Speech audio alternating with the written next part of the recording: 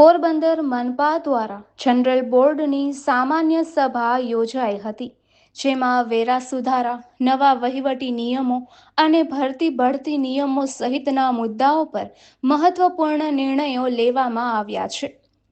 પોરબંદર મહાનગરપાલિકાની જનરલ બોર્ડની સામાન્ય સભા કચેરી ખાતે મેયર સાગર મોદીના અધ્યક્ષ સ્થાને અને મ્યુનિસિપલ કમિશનર એચ.જે. પ્રજાપતિની ઉપસ્થિતિમાં યોજાઈ હતી.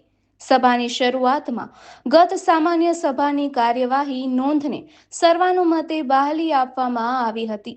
ત્યારબાદ વાડીપ્લોટ ખાતે 100 થી 200 ચોરસ ફૂટનું કન્ટેનર સ્થાપિત કરી ત્યાં પ્રાકૃતિક કૃષિ ઉત્પાદનોના વેચાણ માટે કેન્દ્ર શરૂ કરવાની કાર્યવાહી હાથ ધરવા કમિશનરને અધિકૃત કરવામાં આવ્યા હતા.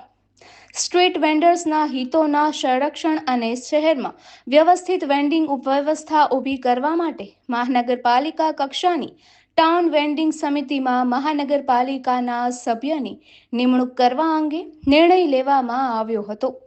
પેરેડાઇઝ સિનેમા વિસ્તાર ખાતે મહાનગરપાલિકા દ્વારા નિર્માણ કરાયેલા વેજીટેબલ માર્કેટની લાંબા સમયથી ખાલી રહેલી દુકાનોને કાર્યરત બનાવવા અંગે મહત્વપૂર્ણ નિર્ણય લેવામાં આવ્યો છે.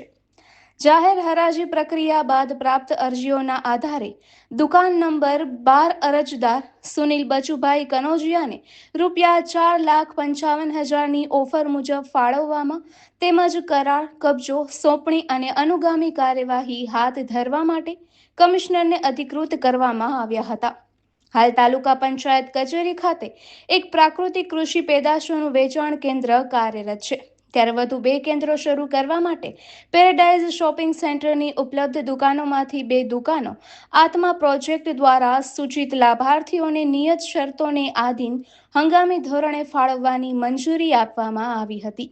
મહાનગરપાલિકાના સુચારુ સંચાલન માટે જનરલ બોર્ડ, સ્થાયી સમિતિ તથા વિવિધ ખાસ સમિતિઓના સંચાલન માટે વર્ષ 2026ના નવા નિયમોના ડ્રાફ્ટને મંજૂરી આપવા અંગે નિર્ણય લેવામાં આવ્યો હતો, જેને રાજ્ય સરકારની મંજૂરી માટે મોકલવામાં આવશે.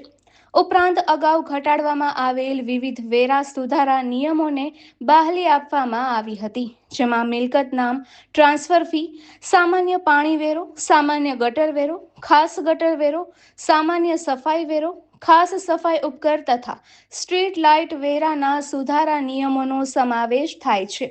ઉપરાંત મહાનગરપાલિકાના વર્ગ 1, વર્ગ 2 અને વર્ગ 3ના વિવિધ સંવર્ગોમાં ભરતી અને બઢતી માટે તૈયાર કરાયેલા નિયમોના ડ્રાફ્ટને પણ મંજૂરી આપવા અંગે નિર્ણય લેવામાં આવ્યો હતો.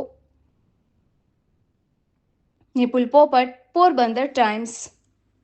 મહત્વના નિર્ણયો જે જનરલ બોર્ડ મીટિંગના નિયમો, સ્થાયી કમિટીના નિયમો, નાની સમિતિ જે હોય જે એવી 14-15 સમિતિના નિયમો અને અન્યથા જે રિક્રુટમેન્ટ રૂલ્સ છે કર્મચારીઓ માટેના, એના માટેના નિયમો મંજૂર કરેલ છે.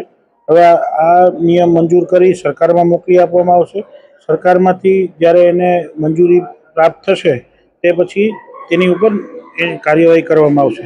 અન્ય મુદ્દાઓમાં એક આપણે પેરેડાઇઝ વેજીટેબલ માર્કેટ છે, તેમાં વર્ષો સુધી બનેલી છે, પણ કોઈ કારણસર એને ભાડે અપાઈ શકાય નથી. એમાં એક દુકાન એડવર્ટાઇઝ રૂપે આપણે આપેલ હતી, તેમાં એને 9 વર્ષ માટે આજે ભાડે આપેલ છે. એનું સરકારના નિયમ મુજબ ભાડું વસૂલવામાં આવશે.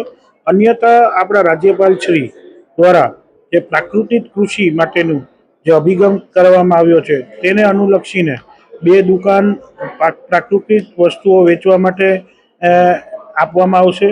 અન્યથા જે ભરતીના નિયમો છે એ પણ પાસ કરી દેવાના છે અને જે ગયા વર્ષે જે વેરો વધારેલો હતો તેને પરત ઘટાડેલો છે, એ ઘટાડેલા વેરાની તમામ પ્રક્રિયા પૂર્ણ કરી અને આજે એને અંતિમ બાहुली આપવામાં આવેલી છે ને હવે સરકારમાં મોકલવામાં આવશે.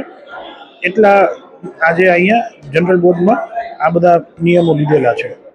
કામગીરી અત્યારે સર્વે કરવા બાબતની કામગીરી ચાલુ છે. એ બાબતે એકવાર સર્વે પૂર્ણ થઈ ગયા બાદ તમામ ઉપર અમે એક્શન લેવાના છે તે અમે નિશ્ચિત છે.